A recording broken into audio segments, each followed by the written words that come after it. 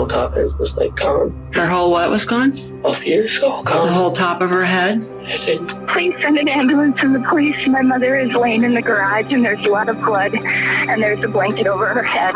There's a lot of blood. We were talking, and then he said, I know how to get money.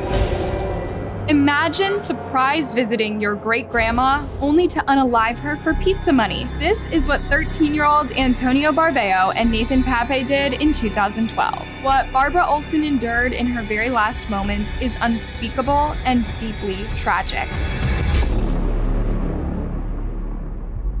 Today's story takes place in Sheboygan, Wisconsin. It's a small town of just under 50,000 people, spread along the coast of the Big Lake, Michigan, and known as a great weekend getaway spot.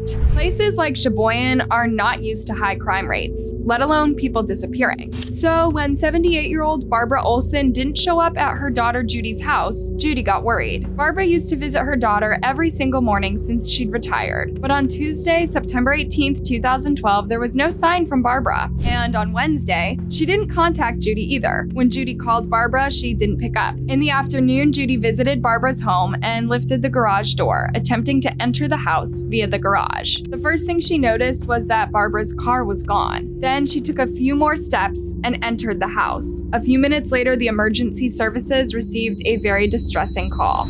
Please send an ambulance and the police. My mother is laying in the garage and there's a lot of blood and there's a blanket over her head. There's a lot of blood. And is she breathing? I don't know. I can't look. The blanket is over her head and I can't look.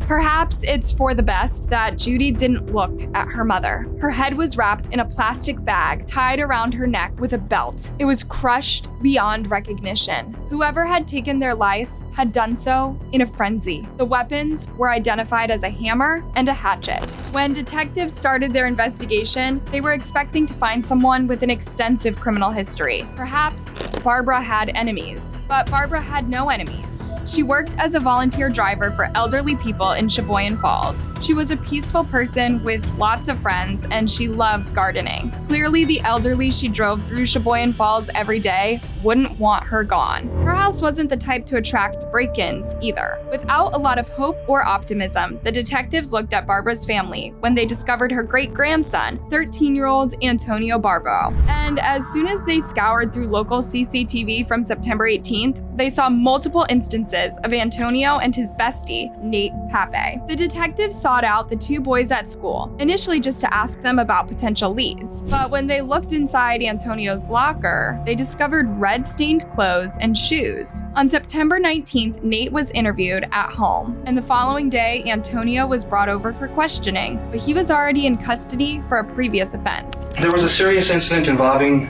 your great-grandmother, I believe. Do you know who that would be? On her my name is? side. My side? Yeah, I think it is. Then Grandma Paape. Okay, what's her... Is it grandma or great-grandma? I just say Grandma. But is she your grandma or is she your She's my great-grandma? great-grandma. Okay. Antonio claimed he'd last seen Barbara over a month ago, but the moment he started lying, his body language changed. His relaxed posture and calm voice turned to fidgeting, touching his face and making long thinking sounds. When's the last time you were at her house, grandma or great-grandma Barb Olson's? Probably last time I went over there to work for her, which should probably be about 2 months ago. I remember I went over there, I put some leaves. The detective changed the subject and asked Antonio why he was already in custody when they invited him for the interview. Well, I'm here because I ran from social care when I had to go to social care. Because I remember I was like, my mom was telling me like if I was like really good and all that, I'd get out sooner, all that type of stuff. And then I was there for like a week and a half, and like half a week before that, I was talking to my social worker. She said only a few days. If Antonio had this much disregard for authorities at just 13, he was perfectly capable of upping his antisocial behavior, the detective thought. Do you know what you were doing Monday? Where you were at, where you were staying? Were you at home or where were you at on Monday during the day? I'm quite sure I was sleeping till like at least 2, And then I started walking around. Here's the thing. At this point, the detective knew Antonio was lying. A day before this interrogation, law enforcement had spoken to his friend, Nate. Nate was a little easier to break than Antonio, or as Nate called him, Tino. Did you know that Tino was a runaway? Yeah, Do you know how long he had been a runaway for? yeah, since last week, Friday. When Antonio ran away from social care, he ended up at Nate's home. Although Nate initially said that he didn't remember what he did the previous Monday, when asked again, he started remembering vivid details. And then that's when Ethan came over. Like, he was like, hey, Tino, like, I haven't seen you for a while, that type of stuff. And then he was kind of like next to me, but a little behind me, so I didn't see it. And then he just like grabbed me, and then he just yells, I got him. Tino's friend Ethan called Tino's mom, and she picked him up on Tuesday, he said. Then Antonio and his mom saw his attorney, and when he discovered there was a warrant for his arrest, he took Antonio to the law enforcement station. Now, it's important to note Antonio's record. This was a turning point in the interrogation, both for Antonio and Nate. Many of Antonio's actions pointed toward conduct disorder, a frequent precursor of antisocial personality disorder. Antisocial personality disorder is a particularly challenging type of personality disorder characterized by impulsive, irresponsible, and often criminal behavior. Someone with antisocial personality disorder will typically be manipulative, deceitful, and reckless, and will not care for other people's feelings. Nate spoke about countless times when Antonio broke into his friends' homes or took money from them. I know he took the money, and I don't remember the times. Do you know how Nick found out? They set up cameras. So he broke into their house more than once? Yeah, Do you know how many times that, 4 times that Tino broke into Nick's house? yeah, How do you know that? I was with him. With this, Nate implicated himself in Antonio's past. Now the detectives had to connect these events to Barbara. You guys didn't do anything against the law No, together since Friday? no, Did he tell you that he did anything against the law? no. The same thing happened during Antonio's interrogation. When the detective asked him again if he was at Barbara's home on Monday, he said no, even after the detective implied that he had witness accounts saying he was there. So you're straight out saying, and you had said before that the last time you saw her at all was at least a month ago. Yeah.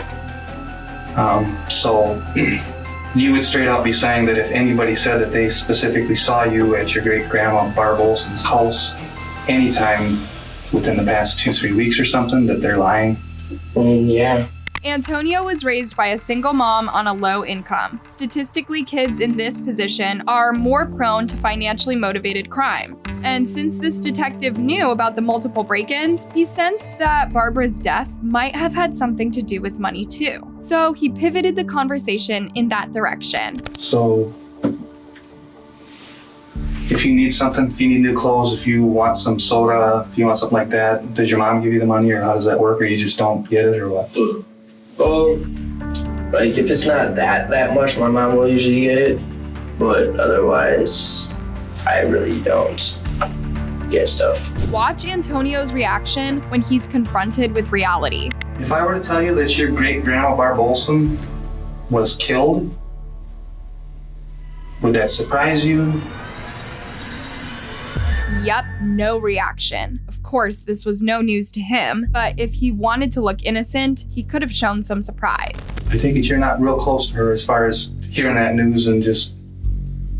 I mean, as I said, I never like talked to her that often. Yeah, even if you're not close to someone, hearing they got murdered will probably surprise you. But Tino was only 13, and he didn't really know the ins and the outs of the law. Even when the detective asked him if he'd done any drugs lately, he said, not in the last month. That could have been his easy way out. If he had killed Barbara while intoxicated, he could have gotten a lighter sentence by means of diminished capacity. You haven't used any weed at all since about a week ago, something like that? Yeah. So again, if I came and said that we've talked with people that had mentioned that you were smoking within a week, like within a day or two, what would Again, you I don't know how I would know, because when I do it, it's usually just by myself, and like somewhere where no one's around.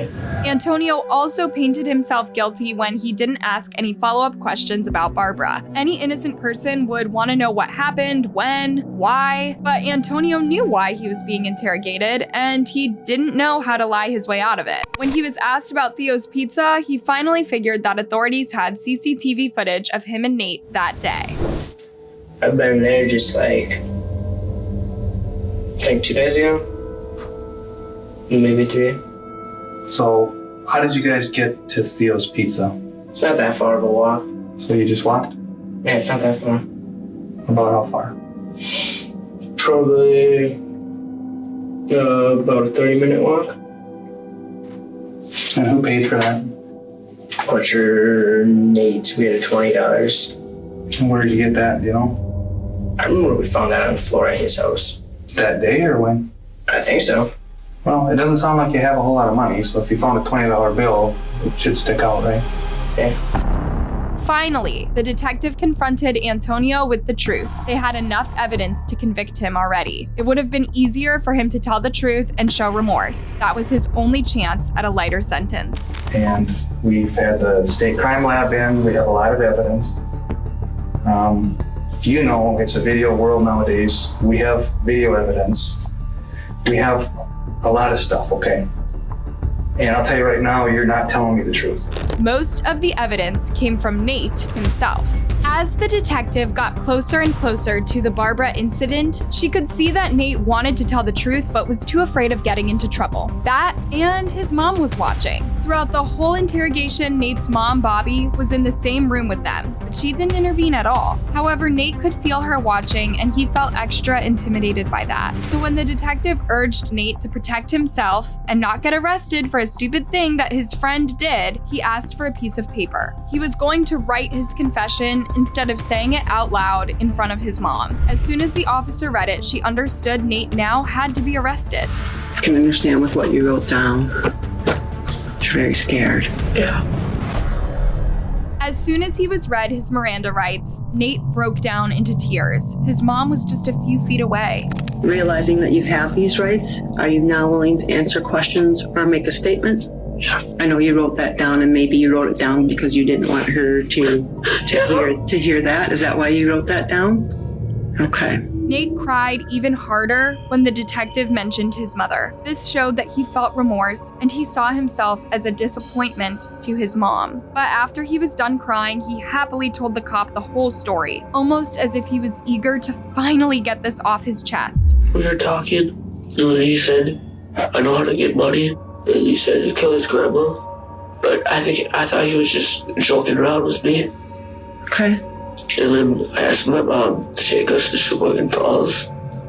And I told her that we were going to meet up with one of our friends. Bobby drove the two boys to Barbara's home, completely unaware of their morbid plans. Their plan was to sneak up on Barbara through the door which led from the garage to the kitchen. However, Barbara heard the boys and invited them into the house, adding that she would call Antonio's mom to let her know that he was there with her. The last thing Barbara did was offer kindness to two people who would take her life in a shockingly brutal way. Where did you get this small axe or whatever that you were talking From about? my garage. From your garage? And where did Nathan get that hammer? I think that was just in his house. And why was this done? At first, I wasn't wanting to. Like, we were in our garage through one of the doors, just like waiting. Indeed, Antonio confessed once he realized Nate had talked. And why did you go there and come up with the plan to do this? I think it was mainly just for money.